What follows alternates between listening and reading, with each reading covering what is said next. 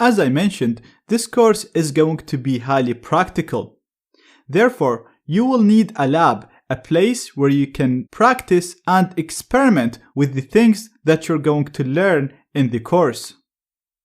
Not only that, but having a lab is essential for hackers or pen testers, because let's say you discovered a new attack, or you want to experiment with a new attack, or you learned something new online and you want to test it, then the perfect place for you to test this and practice hacking is a hacking or a testing lab. Now, to create a lab, you just need a number of computers with different operating systems, and you'll need a number of networks if you're testing network attacks, and if you're testing website attacks, then you will need to install websites on these computers.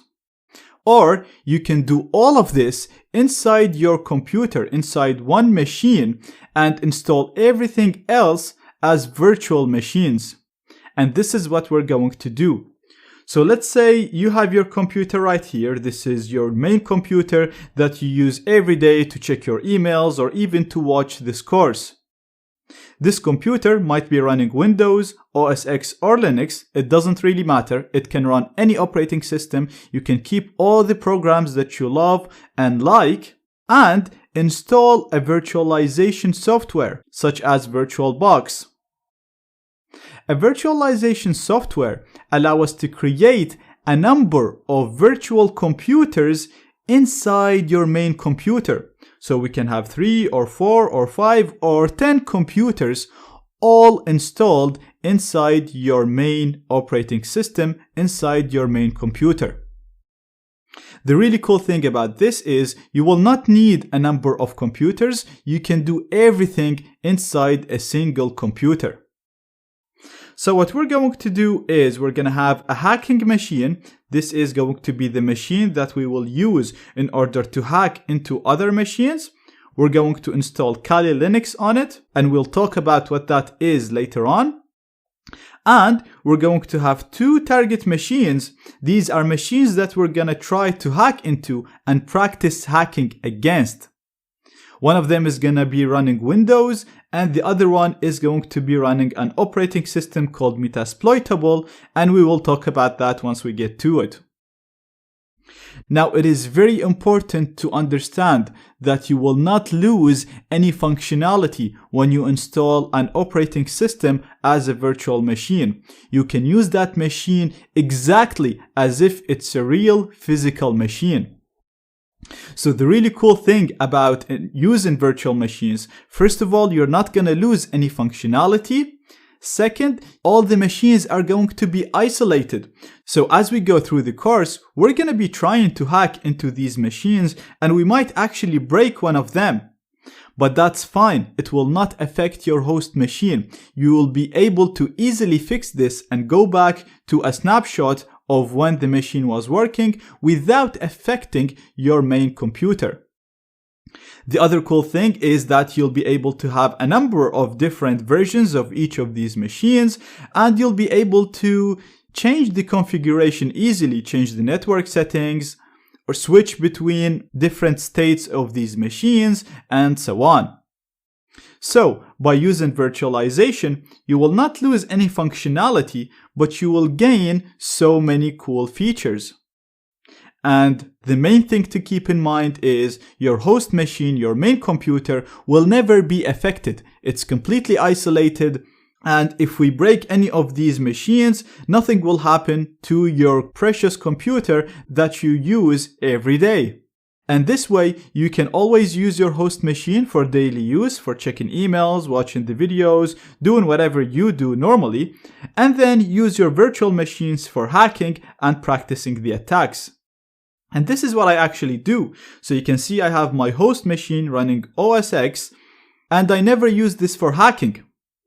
But right here I have VirtualBox, and as you can see I have a number of operating systems installed on it, and I can literally start any of them by selecting the one I want and just click on start.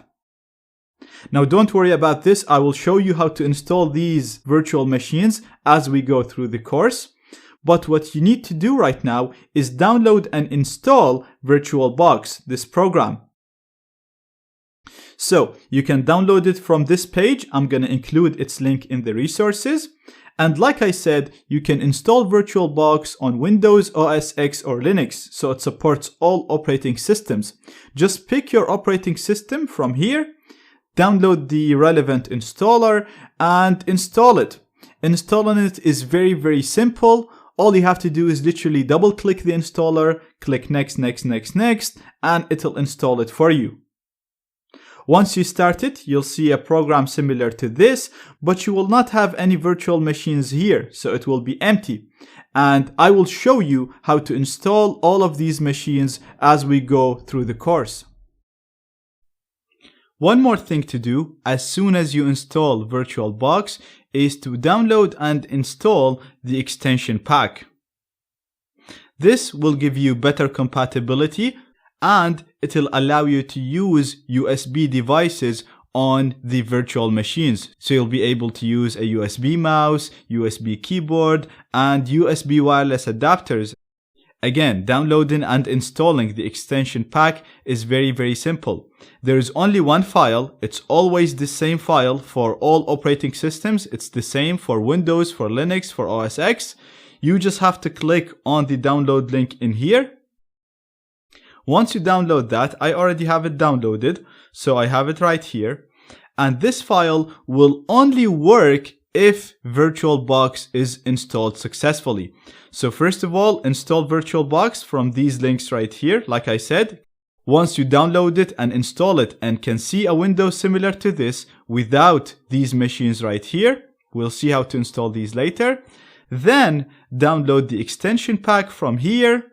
You'll have its file similar to this file, and only then you can double click this file and it will automatically open in VirtualBox. As you can see, it's telling me that I want to install the extension pack. It's giving me the version, which is the same version as the version of the VirtualBox that I downloaded. It has to be the same version, otherwise it will not work. I'm going to click on install. We're going to agree to this license. I'm going to put my password. And as you can see, it's telling us that the extension pack is installed successfully. So now we can go ahead and install virtual machines in VirtualBox.